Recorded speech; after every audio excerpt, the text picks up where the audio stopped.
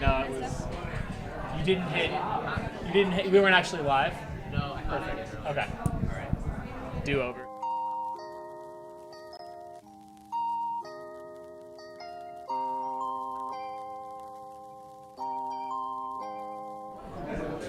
Welcome back to the 2023 Run Rabbit Run 100. I'm Jamil Curry with Mountain Outpost, here with my co-host Zach Marion, two-time finisher of this race. What's going on, everyone? Great to have you back, Zach. We are joined now by Sam Collins and Gina Myers. Welcome to Steamboat, both of you. Thank you. Thank you. Gina is originally from Washington, living in Truckee. She is debuting at the 100-mile distance, but is no stranger to endurance.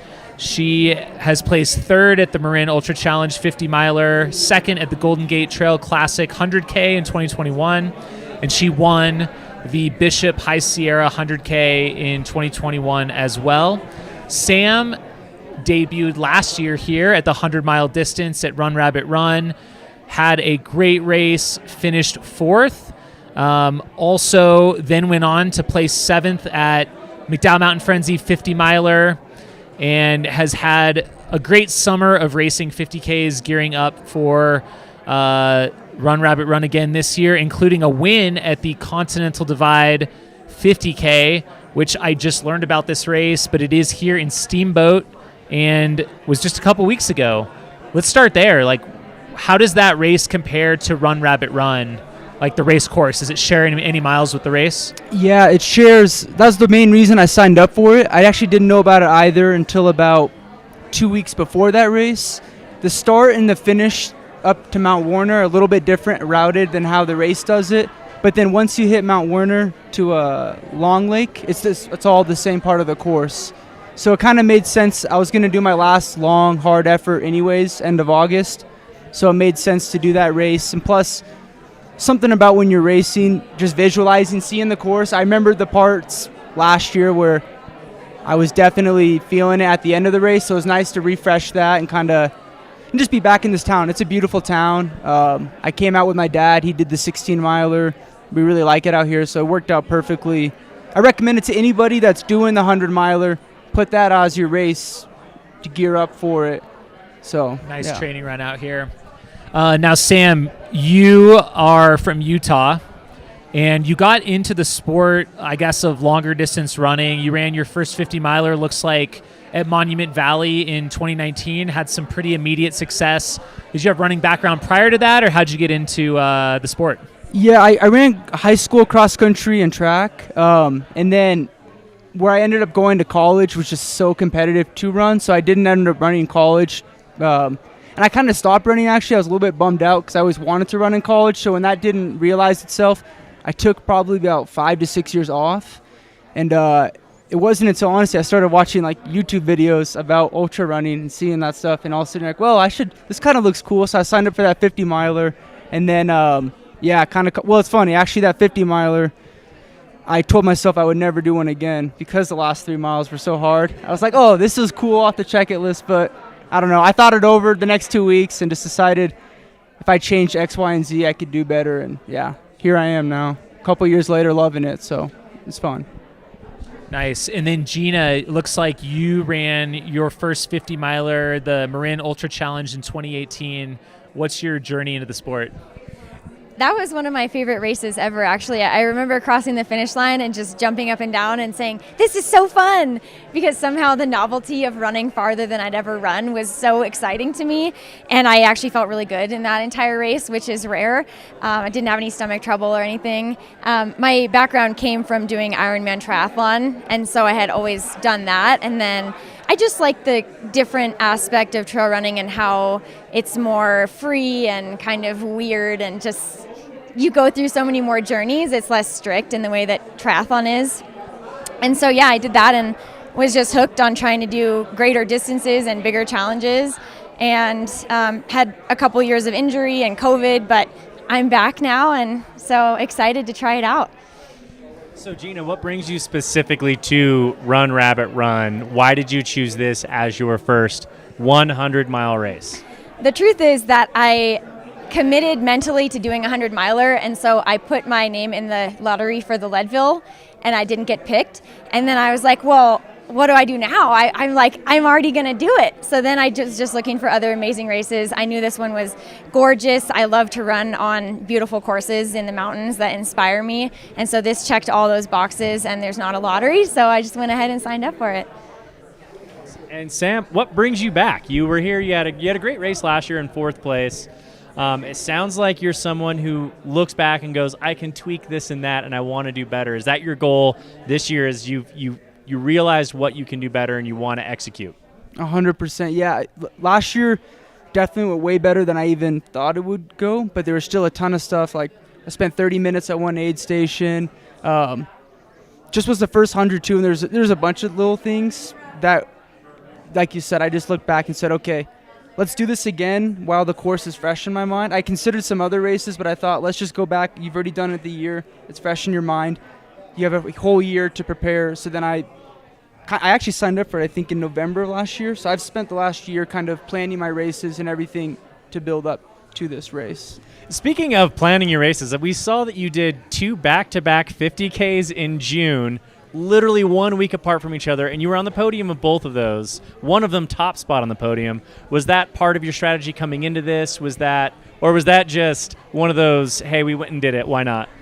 So the first race, yes, was planned. The second one, shout out to Jimmy Thomas, a race director in Utah, does these incredible races. So that second one just is super cool. It's a 55K, almost 13,000 feet of vert, and it's in the Oakers, so there's no permitting. So he runs it up to the peaks and on the ridges. So me and some friends just looked at it and said, I just texted one of my buddies, said, are we doing this? And he said, yeah. And then he texted other people, and next thing you knew, like 6 of our friends all signed up for it and did it. So that one came about very spontaneously. It wasn't planned, but... We've talked to quite a few athletes running this race this year from that Salt Lake region. Can you talk a little bit about that? It seems like it's just such a growing hotbed for running. I mean, Wasatch is such a great setting. You guys really have, all kinds of running over there. It's probably as good as it gets almost anywhere. Talk about that. True. It's a gem. Yeah, I went to school out there, but that was right as I was barely getting into trail running. Then I moved away to Washington. Then I had family that moved out there. And then as I got more into running, I decided I wanted to be somewhere I'm closer each day after work to trail access. And that place is, you can get up high from the valley anywhere. So I moved out there in 2021, and it's been awesome. I've met a ton of people in the community. There's a lot of really fast people that I get dropped all the time.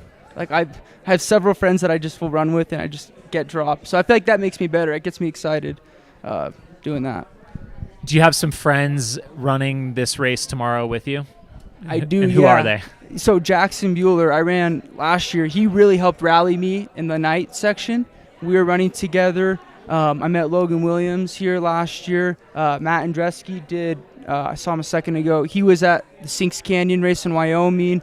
I met Jimmy Elam a couple weeks ago, but he's doing it. So there's quite a few people that I've met that are doing the race.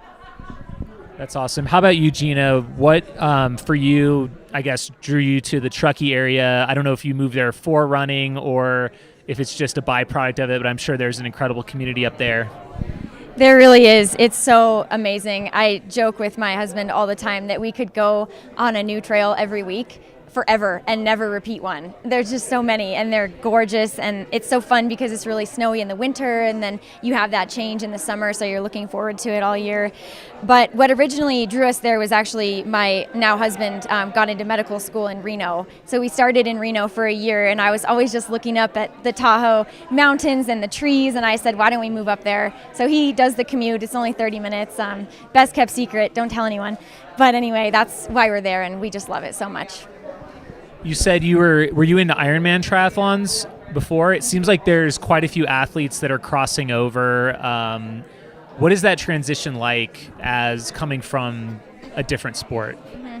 I actually usually still do an Ironman every year, so I did one this year in June, and it's a nice transition from like the very structured, fast training that's focused on speed and intervals and roads to just playing around in the mountains, and so it's a little bit less mentally grueling and stressful, and you can kind of put yourself in the mode of trails and adventure and vert and stuff like that. So it's a good transition because it's hard to always have to go so fast all the time, and with ultra running, you don't have to go as fast.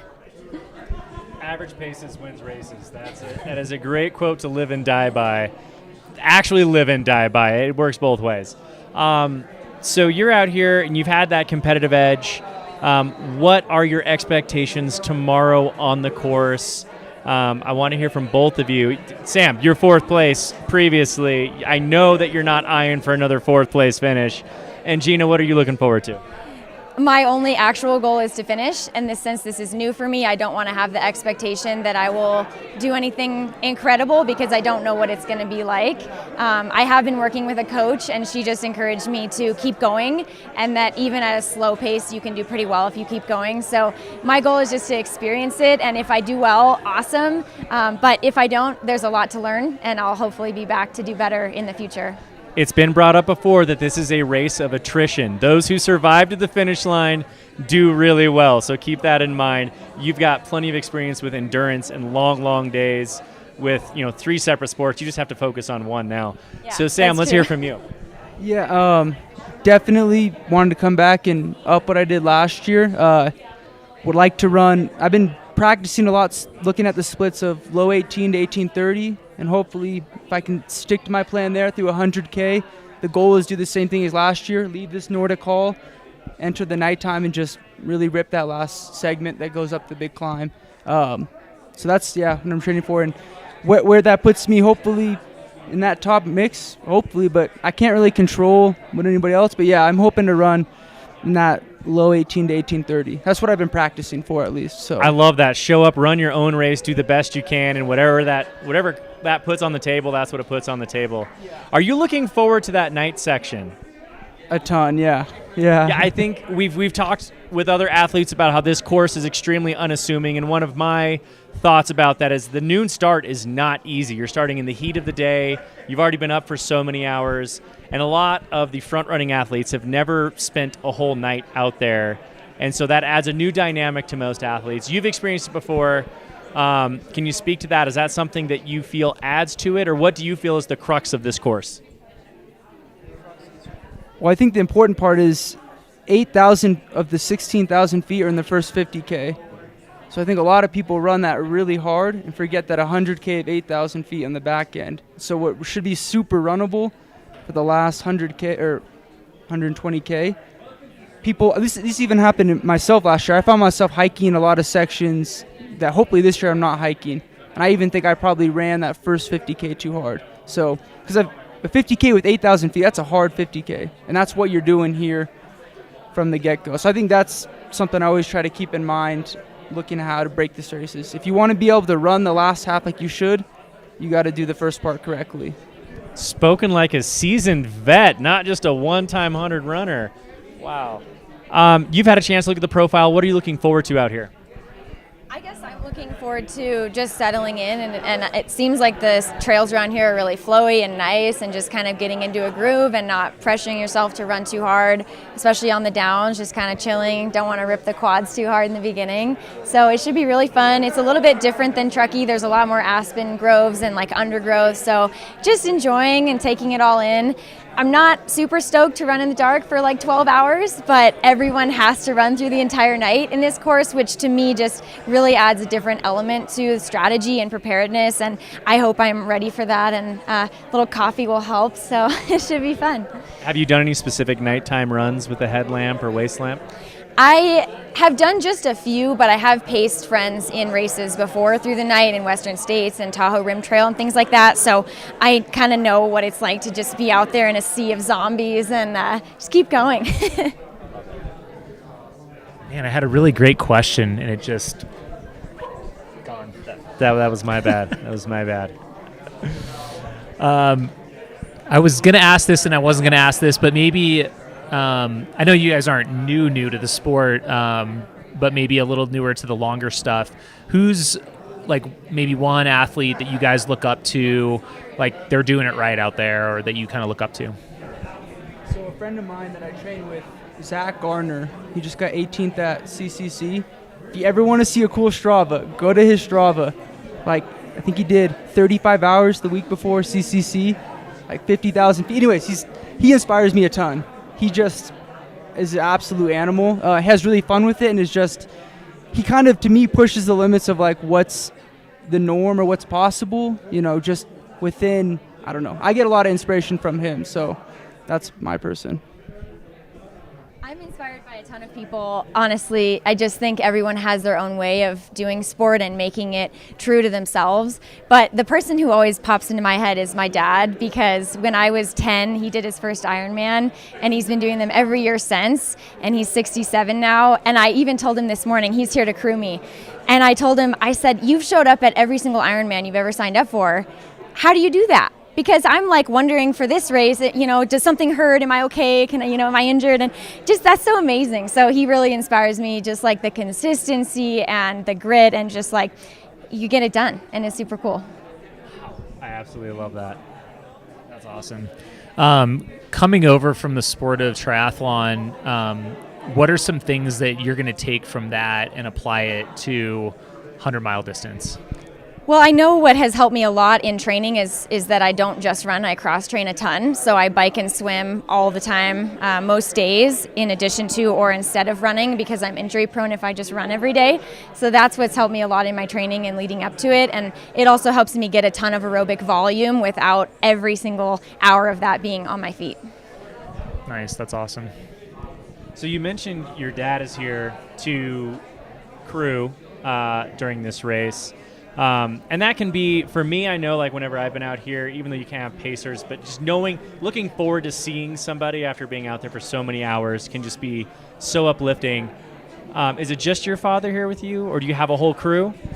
It's my dad and my new husband. We just got married exactly 2 months ago. Congratulations. So a good little That's group. Exciting. Yeah. That's awesome. So why did you choose to bring them, and what does it mean to you to have them here? Well, it means the world to have them here. They're my two favorite people on earth, so it's going to be really special. And I hope I don't just want to give up when I see them, because I'm so happy to see them. But it'll be great to look forward to that. And I kind of chose them, but they were also kind of the only people who would come and know what to do. Sometimes that's how it goes. It's just how it works. Yeah. Awesome. Sam, same to you, man. Yeah, so my parents are crewing me. They crewed me last year. They're rock stars. They show up to pretty much all my races. Huge supporters, extremely grateful for them. It's actually my dad's birthday today, so hoping to give him a good present tomorrow. Happy birthday, Pops. Happy birthday, Pops. So yeah, they're crewing me. I love it. That's absolutely fantastic. That is one of the things that I love most about this sport is running is inherently very selfish, but ultra running particularly, you get to share it with those that you love the most and care about the most. And other races you get pacers, and having that crew means the world. So yeah, I wanted to hear from you guys a little bit about that. It's always special to me. Any closing thoughts from either of you heading into tomorrow? Why is it called Run Rabbit Run? There's bunny ears and running motel and rabbits everywhere around town. What's the story? Do you want this one? I'm fairly certain I know, but maybe you can fact check me. There is a rock formation out on the course that looks exactly like the logo out there. I don't know exactly where it is, but maybe Zach, you can fill me in here. It's the 50 mile gets to go see it. The 100 mile, unfortunately, you guys do not get to go see rabbit ears. It is, it's a rock formation, and that's why it is Run Rabbit Run. And it plays into the rabbit, hares, tortoises. Yeah. It's all kind of fun. Okay, cool. I think at the beginning of the interview, you said something about the weirdness of the sport, and it's like, you see like the race directors walking around with bunny ears. I don't think they're going to leave their head this weekend. It's just great. Just love it. It's part of the love. Sam, yeah, amazing communities. Big thank you to Run Rabbit, the race director, the volunteers. It's like, you can tell it's a big event for the community. At the aid stations, I think it's like different local clubs and sports teams, and a lot goes back into the community. So it's a lot of hype at the aid stations, which is sweet. I always love that when people are stoked. So I love it. Awesome. Well, it was really great getting to know both of you. We'll be rooting for you tomorrow. Best of luck. Thank you so much. We'll see you guys out on the course. yeah, thank you.